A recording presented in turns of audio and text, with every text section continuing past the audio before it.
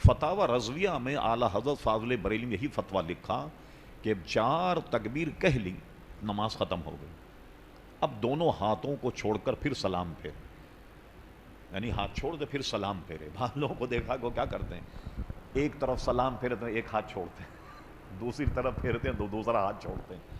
یہ خود از خود ہم نے نکال لیا، لیکن جب سلام پھیر دیں اور بندے بھی رہیں تو کوئی حرج نہیں ہے نماز میں، لیکن صحیح طریقہ فتاوی رضویہ میں غالباً چوتھی جلد میں ہی ہے کہ جب چوتھی تکبیر کہہ لی نماز جنازہ کی، اب نماز ختم ہو گئی، اب سلام پھیر دیں دونوں۔ حضور صلی اللہ علیہ وسلم نے اتنی پیاری بات بیان فرمائی کہ ہر آدمی کو سمجھنے میں کوئی دشواری نہیں۔ فرمایا کہ نماز پڑھو۔ اب نماز کیسے پڑھو؟ اس لیے کہ قرآن میں تو رکعتوں کا ذکر نہیں، قرآن میں تو دیگر امور کے کون سے واجبات ہیں، کیا شرائط ہیں، کیا کسی کا ذکر نہیں۔ تو ایک اتنی مختصر بات ہے، اگر آدمی سمجھے تو سب سمجھ لے۔ نماز ویسے پڑھو جیسا مجھے پڑھتے ہوئے دیکھو، ٹھیک؟ اب حضور نے نماز کیسے پڑھی؟ حضور علیہ السلام نے اکثر امامہ شریف باندھا، اور امامہ جو ہے ٹوپی رکھ کر کے امامہ باندھا۔ یہ الگ بات ہے کہ بغیر ٹوپی کے امامہ باندھ لے تو اسے ثواب ملے گا، لیکن حضور علیہ السلام نے یہ بھی فرمایا کہ دوسرے لوگوں میں ہم میں یہ فرق ہے کہ ہم ٹوپی کے اندر امامے کے اندر ٹوپی رکھتے۔ حضور علیہ السلام نے کبھی ٹوپی پہن کر کے بھی نماز پڑھائی۔ ننگے سر حضور علیہ السلام سے نماز پڑھنا صرف حالت احرام میں ثابت کہ احرام میں سر کو نہیں ڈھکا جائے گا، اور ہمارا مذہب اس میں یہ ہے، امام اعظم ابو حنیفہ 4 پہر اگر کوئی محرم جو حالت احرام میں اگر اپنے سر کو ڈھک لے تو اس پر دم واجب ہو جائے گا، اور اس سے کم میں صدقہ۔ 4 پہر کا کیا مطلب ہے؟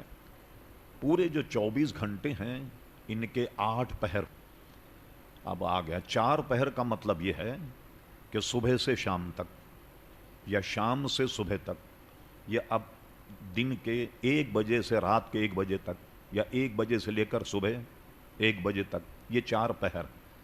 صرف اس صورت میں حضور علیہ السلام نے بغیر ٹوپی امامے کے نماز پڑھی کہ جس میں کپڑا جو ہے وہ سر پہ رکھنا ہی محرم کے لیے احرام کی حالت میں جائز نہیں۔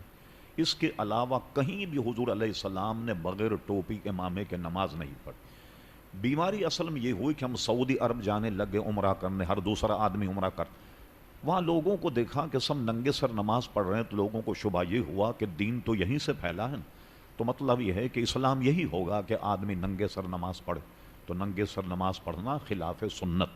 اب رہا نماز ہو جانا، تو نماز ہو جانے تو آپ اپنی بیگم کے کپڑے بھی پہن کے پڑھ لیں تو نماز ہو جائے گی، سب فراق پہن کے بھی پڑھ لیں، ہونا نہیں کس طریقے سے صحیح ہو جو حضور علیہ السلام نے پڑھی، خشوع اور خضوع۔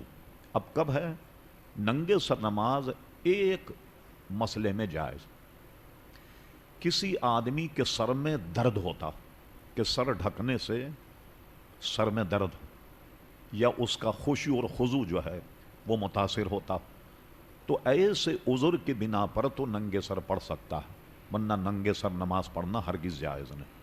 بالکل امامہ یا ٹوپی ضرور ہونی چاہیے۔ ایک بات برا مت مانی، ہاں ہم لوگ نے یہ دیکھا کہ مسجد میں ٹوپی رکھی ہوئی نا، اس کو پہن کر کے نماز پڑھ لیں، ایک پوچھا نا مسئلہ تاکہ اس کو نتیجے تک پہنچایا جائے۔ اچھا مجھے بتائیے کہ کورٹ میں اگر آپ کے سیشن کورٹ میں کوئی پیشی ہو، آپ یہ ٹوپی پہن کر کے جائیں جو مسجد کی چٹائی کی ٹوپی؟ کیوں نہیں جائیں گے؟ کیا وجہ؟ اس کی وجہ یہ ہے کہ آپ اچھے لباس میں جائیں گے، ٹھیک ہے نا؟ تو اللہ کے دربار میں جب آئیں تو بہترین لباس پہنیں، اور جمعے میں اس سے بہتر لباس پہنے، عید میں اس سے بہتر لباس پہنے، اس لیے کہ علماء فرماتے ہیں کہ یہ ستر عورت، ہماری یہاں ستر عورت، عورت کا مطلب ہے ڈھکنا، گھٹنے سے لے کر کے ناف کے نیچے تک کا علاقہ جو ہے ستر عورت، ٹھیک ہے؟ یہ تو گھر میں بھی ہر حالت میں ڈھکنا سوائے باتھ روم وغیرہ، ہر وقت جو یہ بہت ضروری کہ یہ ستر عورت ہے، اس کا چھپانا جو ہے وہ۔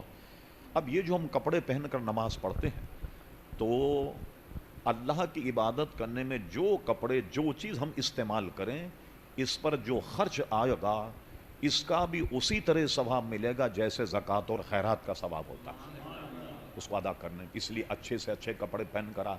اب بہت عجیب بات ہوتی ہے، آپ دیکھیں جیسے بہت سارے مزدور ہیں، ٹھیک ہے پیشہ ہے بہت اچھی چیز، مگر آپ ان کے قریب کھڑے ہونے میں آپ کو دشواری ہوگی، تو ایسے لوگ نماز کے لیے علیحدہ سے ایک جوڑا رکھ لیں، جمعے کے لیے ایک اچھا جوڑا رکھیں کہ آپ اچھے کپڑے پہن کر کے جائیں۔ اور اس کو بھی علماء نے جائز لکھا، کوئی غلیظ اور گندے کپڑے پہن کر آئے جس سے بو آ رہی یا اس کے منہ سے بو آ رہی